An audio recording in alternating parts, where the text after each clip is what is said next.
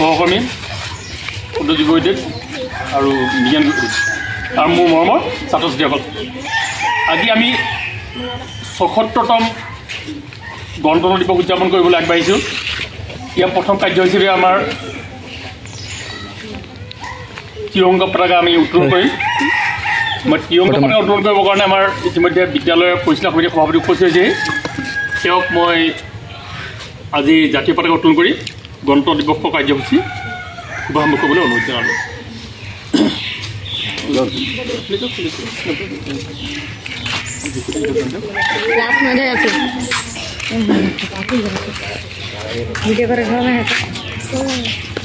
देख ले पीछे दिखे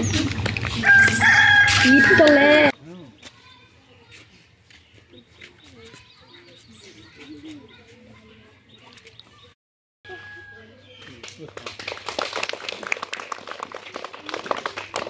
लेना है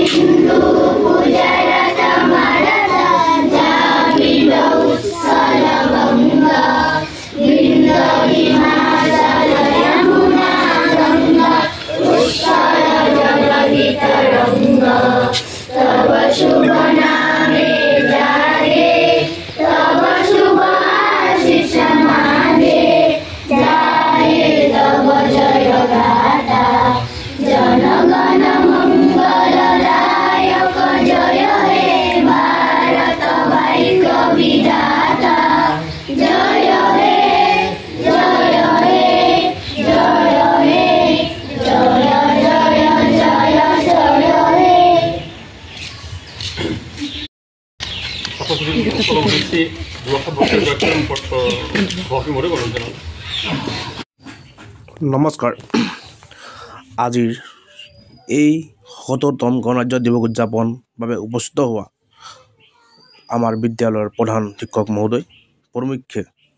সহকৰ্মী শিক্ষক শিক্ষয়িত্ৰীসকল আৰু মোৰ মৰমৰ ছাত্ৰ ছাত্ৰীসকল, পোনপ্ৰথমে মই মোৰ ফালৰ পৰা গণৰাজ্য দিৱসৰ আন্তৰিক শুভেচ্ছা জ্ঞাপন কৰিছোঁ। লগতে এই পবিত্ৰ দিনটো ক'বলৈ সুযোগ দিয়াৰ বাবে হেড ছাৰ মহোদয়ক অশেষ ধন্যবাদ জ্ঞাপন কৰিছোঁ। ছাত্ৰ ছাত্ৰীসকল, আজি আমি ইয়াত ভাৰতবৰ্ষৰ ৭৫তম গণতন্ত্ৰ দিৱস উদযাপন কৰিবলৈ একত্ৰিত হৈছোঁ। আজিৰ দিনটো ভাৰতবৰ্ষৰ বাবে এক গুৰুত্বপূৰ্ণ দিন। আজিৰ দিনটোতে 1950 চনৰ 26 জানুৱাৰী তাৰিখৰ পৰাই আমাৰ দেশ ভাৰতবৰ্ষত সংবিধানখন কাৰ্যকাৰী হৈছিল। ছাত্ৰ ছাত্ৰীসকল, ভাৰতবৰ্ষ স্বাধীন হোৱাৰ আগৰে পৰাই আমাৰ দেশ ভাৰতবৰ্ষই এখন নিজৰ সংবিধান ৰচনা কৰিবৰ বাবে চিন্তা চৰ্চা কৰিছিল আৰু সেই মৰ্মে 1946 চনত এখন সংবিধান সভা গঠন কৰা হৈছিল আৰু সংবিধান সভাই ভাৰতৰ বাবে এখন সংবিধান ৰচনাৰ কাম কাজ আৰম্ভ কৰে আৰু 1947 চনৰ 29 আগষ্টত ডাক্তৰ ভীমৰাও ৰামজী আম্বেদকাৰ নেতৃত্বত এখন খচৰা কমিটি গঠন কৰি লৈ আৰু 1949 চনৰ 26 নৱেম্বৰত এই খচৰা কমিটিখনে প্ৰায় 3 বছৰ অশেষ কষ্ট কৰাৰ ফলত সংবিধানখন লিখি উলিয়ায় আৰু সভাপতি ডাক্তৰ ৰাজেন্দ্ৰ প্ৰসাদে ইয়াৰ চহী কৰে আৰু সংবিধান সভাত গৃহীত হয় আৰু 1950 চনৰ 26 জানুৱাৰীৰ পৰাই এই সংবিধানখন সম্পূৰ্ণৰূপে কাৰ্যকাৰী হয়। ইয়াৰ পৰাই প্ৰতি বছৰে 26 জানুৱাৰী তাৰিখে গণৰাজ্য দিৱস উদযাপন কৰি অহা হৈছে আৰু উদযাপন কৰে। এই দিৱস উদযাপনৰ জৰিয়তে ভাৰতৰ স্বাধীনতাৰ হকে প্ৰাণ আহুতি দিয়া সকলোকে স্মৰণ কৰা হয়। ইমানতে মোৰ বক্তব্য সামৰণি মাৰিছোঁ। সভাপতি মহোদয়ক ধন্যবাদ জনালোঁ। আমাৰ তোমালোকে জানা নাই বস্তুবিধ যে এটা সময়ত আমি ভাৰতখন পৰাধীন আছিলে। পৰাধীন বুলি জানা নেকি? পৰাধীন মানে কি? আমাৰ ভাৰতৰ শাসন কোনে কৰিছে? বহুত দূৰৰ এখন দেশৰ ইংলেণ্ড বুলি দেশ এখন আছিলে, ইংলেণ্ডৰ মানুহে আমাক শাসন কৰিছিলে তেওঁলোকে আমাক শাসন কৰিছিলে ইয়াৰ পৰা সকলো বস্তু শোষণ কৰি লৈ গৈছিলে আমাক কোনো উন্নতি কৰিবলৈ নিদিছিলে কিন্তু আমাৰ বহুত আমাৰ আপোনালোকৰ যিবোৰ ৰাজু ককা আছিলে তেওঁলোকে বহুত কষ্ট কৰিলে আন্দোলন কৰিলে বহুত মৃত্যু হ'ল তেওঁলোকে বহুত কষ্ট কৰাৰ ফলত কি হ'ল ব্ৰিটিছ ইয়াৰ পৰা আমাৰ ভাৰতৰ পৰা আঁতৰি যাবলৈ বাধ্য হ'ল যেতিয়া ব্ৰিটিছ গুচি গ'ল তাৰপিছতে আমাৰ কি হ'ল আমি নিজে শাসন কৰিব পৰা হ'লোঁ আমি নিজে শাসন কৰোঁ আমাৰ নিজক স্বাধীন বুলি কয় এতিয়া আমি কেনেকৈ শাসন কৰোঁ জানা নি আমি ইলেকশ্যন পাতোঁ নিৰ্বাচন পাতোঁ নিৰ্বাচন আমাৰ প্ৰতিনিধি নিৰ্বাচন কৰি পঠিয়াই দিওঁ তেওঁলোকে আমাক 5 বছৰৰ কাৰণে শাসন কৰে আকৌ বদলি কৰোঁ আমি বেয়া পালে কাৰণ বেয়া পালে আকৌ বদলি কৰি আমি ভালকৈ কাম কৰি আমাৰ দেশৰ কাৰণে ভালকৈ কাম কৰি তেওঁলোকক আমি শাসন কৰিবলৈ দিওঁ এইটো যিটো নিয়ম হ'ল সেইটো হ'ল গণতন্ত্ৰ বুলি কয় সেই গণতন্ত্ৰখনত স্বাধীন হওঁতে গণতন্ত্ৰখন কি ধৰণে চলিব কেনেকৈ চলিব তাৰ এখন নিয়ম লাগিব কিছুমান যেনে আমাৰ স্কুলখন চলিব নিয়ম লাগিব কিছুমান